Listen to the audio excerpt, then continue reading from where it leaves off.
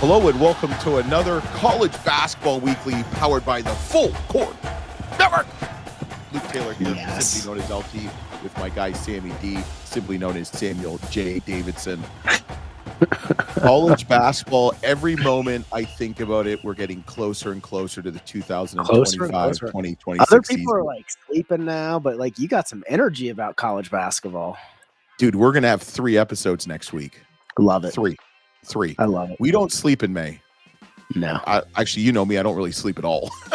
You have a hard time sleeping regardless, but it's all good. Other people need their rest, but okay. Coaches are working hard, players are working hard, athletic departments are working hard. Yep. That means the Full Court Network's working hard. Yes, sir. Let's get into it. What's up? Hey, but don't forget, if you love us, you like us, don't forget to hit that subscribe button. We want to get to 2,500 subscribers before next season, hopefully before even the tip-off, before that.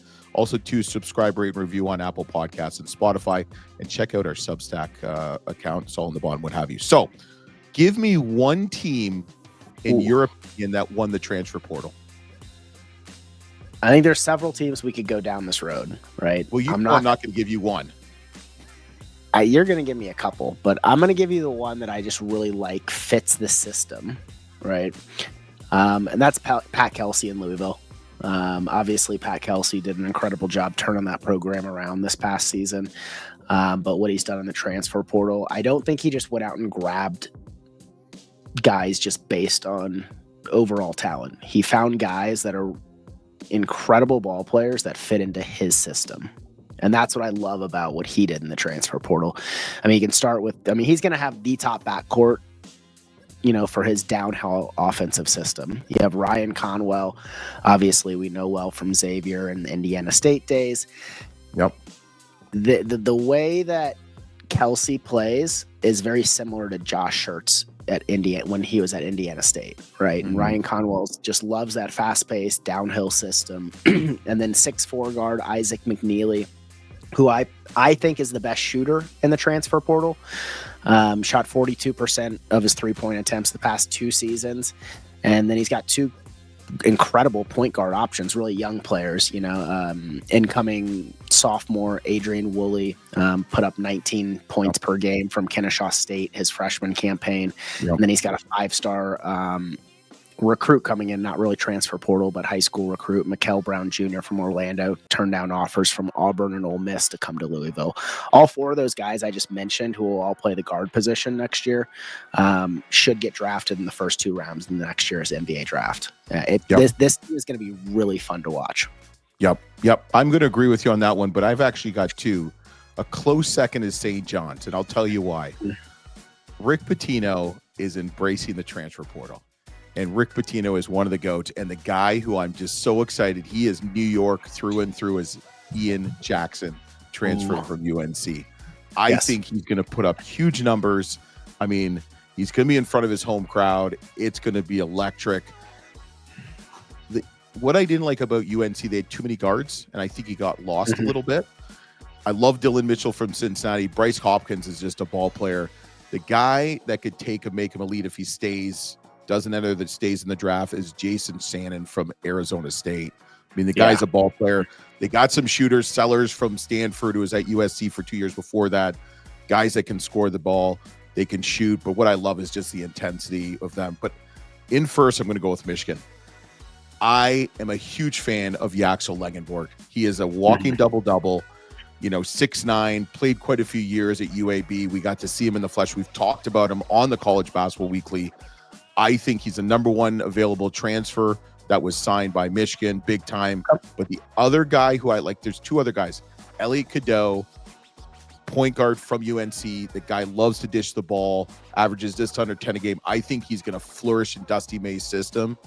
And Ade Mara, 7'3", UCLA. You want to talk about efficiency? Only played 13 minutes, 6.4 points per game, 4 rebounds a game, and 1.6 blocks per game in 13 minutes. I like him, and Morris Johnson Jr. coming over from Illinois. So I'm going to have to go with Michigan. I think he brought in key guys. Ade Mara, you look at Denny Wolf, you look at Vladimir Golden, what they did. I think Mara is just going to slide in that role. So I'm going to take Michigan over St. John's. And I do like the Louisville pick. So let me ask you this. Give me your top 5 first-year head coaches to look out for. Pretty much who won the coaching carousel this offseason in NCAA Division I basketball. Yeah, I mean, you got to start with North Carolina State. I mean, you got Will Wade Simple. coming from. That's easy, right? I mean, let's be honest. That's easy. I mean, we knew he was going to do well. I mean, he's bringing 2 transfers with him from McNeese State. Alan Breed, who is the Cowboys' leading scorer last year at McNeese, with 17 points per game. Then he's also bringing his leading assist guy as well, a 6'6" junior guard, averaging almost 5 assists per game. I mean, both of those guys also have multiple years in power conference experience. Then Wade brings in 6'2" junior guard Trey Holloman, who is, a really key contributor off the bench in Michigan State. Terrence Arsenault, 6'6" sophomore, played in 40 games for Houston last year. We know how good Houston was last year. So I mean, they're gonna be a team to look out for, and I mean, they're also in the running for PJ Haggerty. I mean, if that falls into place, I mean, that's you could put NC State as the a top 2 or 3 pick in the ACC next year if that happens.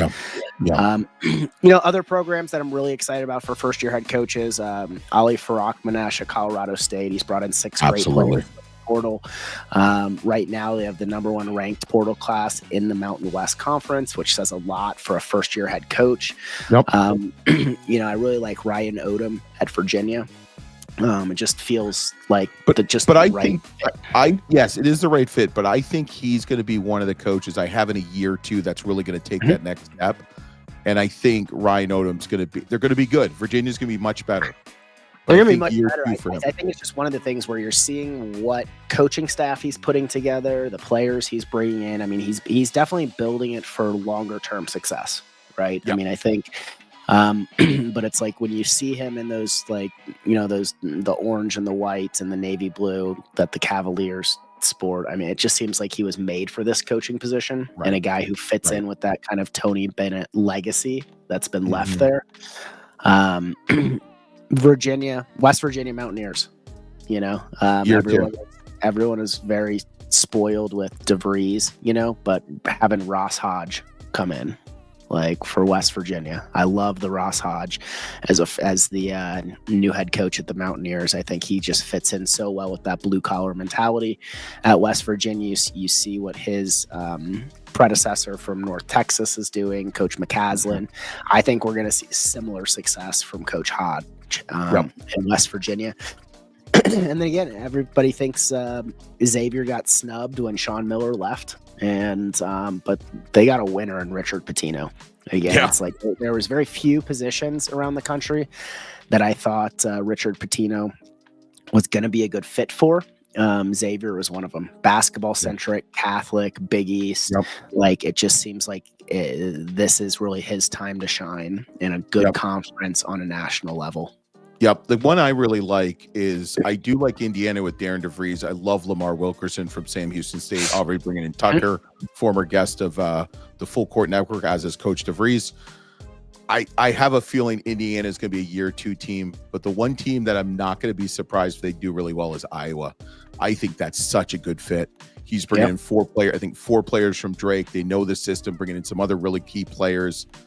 Big fans of Bennett Sturts, who we've had on the show. I think Beg McCollum's going to do big things in the Big Ten next year. A couple others. I really like the Mike Bibby hire at Sac State. Bringing on Shaq as a GM. We've had him on the show. I went one-on-one with him.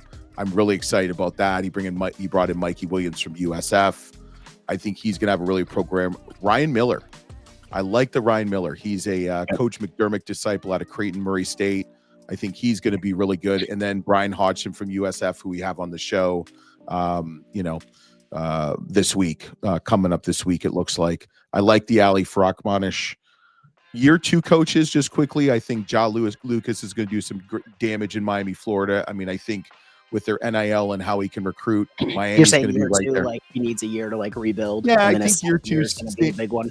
Yeah, same with Minnesota and Nico Medved. I think he needs a year to build up their war chest for NIL, get the excitement. I think that's going to be a huge fit come, year 2, 3, coming on. I also like the Phil Martelli Jr. Not much talk about him, Virginia Commonwealth. Yeah. There's something about him. I'm split on it. I like it. I like Phil Martelli Jr. a lot. It's going to be interesting to see. I don't know if that's a year 1, year 2 kind of transition there, just because they've had so much success with Odom there, right? I think the standard is set so high at VCU right now. I think Martelli Jr. is a terrific coach. I think he's going to do well there, but I think VCU needs to have some patience, kind of 3 to 5 years down the road there. Yeah, and I think they do. I mean, he's going to build something great. I mean, what he did at Bryan is pretty remarkable. So, let me ask you this: what high major or mid major team are you excited for in this upcoming season?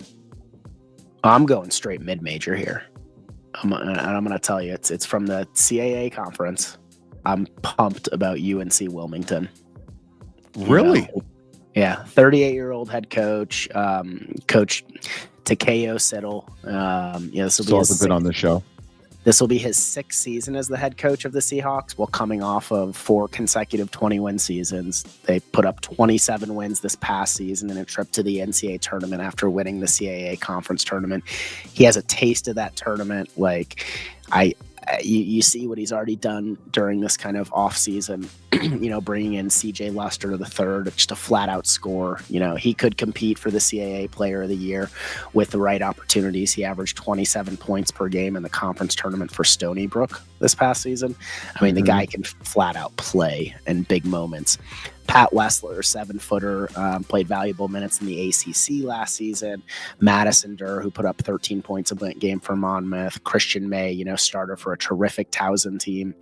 Jonathan Lamoth will have immediate impact on the boards, along with Gavin Walsh on the boards as well. Walsh averaged 11 boards per game at Binghamton. I think the success UNC Wilmington and Coach Siddle had this past season, they're going to build on that. He's going to have a better roster than he's ever had there.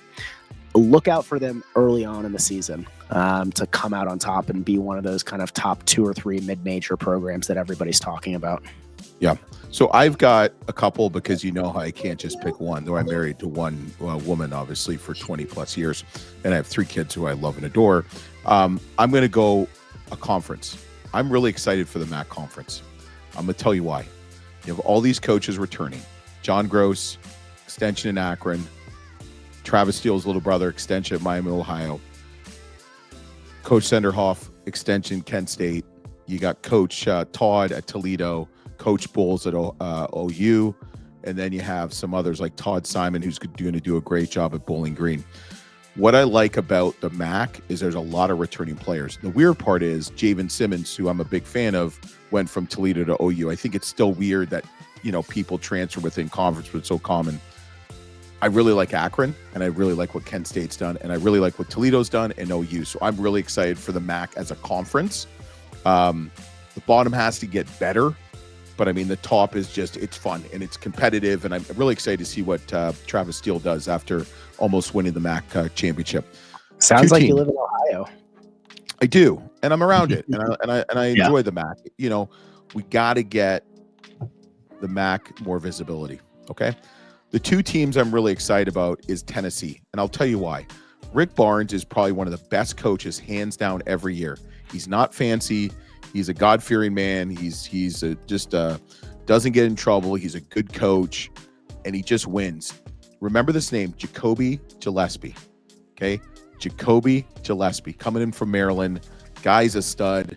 I mean, what Coach Barnes did with Chaz Lanier and just players, I mean, they're just phenomenal. The other team I'm liking, we're going to go another major team, is UConn.